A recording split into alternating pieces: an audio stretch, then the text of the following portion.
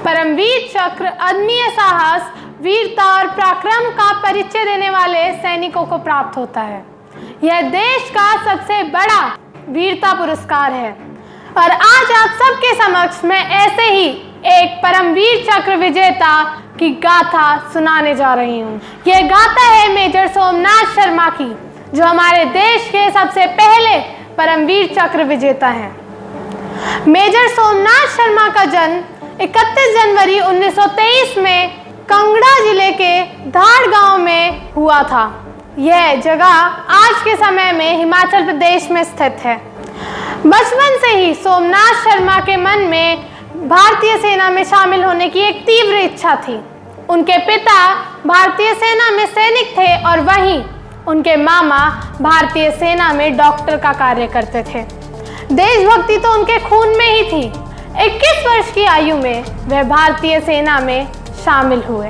अब बात आती है 1947 की। भारत अंग्रेजों की गुलामी से आजाद हो चुका था। पाकिस्तान भी एक आजाद मुल्क बन चुका था और इसी वर्ष हुई भारत और पाकिस्तान के बीच बड़गाम की लड़ाई। पाकिस्तान की ओर से एक बड़ी तादाद में काफिले हिंदुस्तान में घुसने का प्लान बना रहे थे।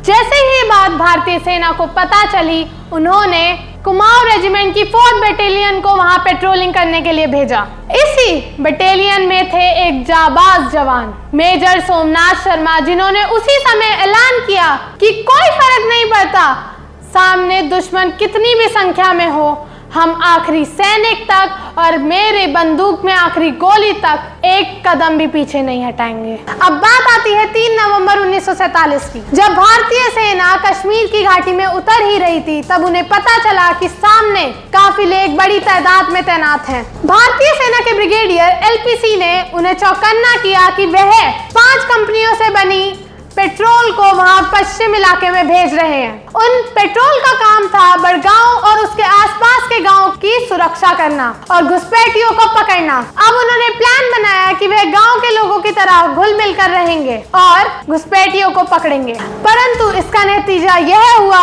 कि 2 कंपनियों को वापस हेडक्वार्टर्स बुला लिया गया। अब वहां बचे थे तो सिर्फ कुमाऊं रेजिमेंट की 4th बटालियन और 3 कंपनियां। इस समय मेजर सोमनाथ शर्मा केवल 24 वर्ष के थे। दोपहर के 2:30 बजे उन्होंने काफिलों की मूवमेंट को देखा। उन्होंने तभी उनका प्लान पता लगा लिया कि कैसे वो भारतीय सेना को एक तरफ से गुमराह करते और दूसरी तरफ से उन पर हमला करते। अब बड़गाम की लड़ाई शुरू हो चुकी थी। मेजर सोमनाथ शर्मा के एक हाथ में फ्रैक्चर था, क्योंकि पिछले ही दिन हॉकी खेलते हुए उनके हाथ में चोट लग गई थी। अपने हाथ के फ्रैक्चर के कारण वह ना तो बंदूक उठा सकते थे और ना ही चला सकते थे। इसलिए उन्होंने सोचा कि वह हर सैनिक की गन लोड करेंगे। जब वह एक पोस्ट से दूसरी पोस्ट बंदूक लोड करने जाते, तो वे अपने सैनिकों से आग्रह करते कि पीछे मत हटना, थोड़ी देर और, हमें अवश्य ही जीत प्राप्त होगी। जब वह पत्थर के पीछे गन लोड कर रहे थे, तभी उनके पास एक मोटार आके गिरा।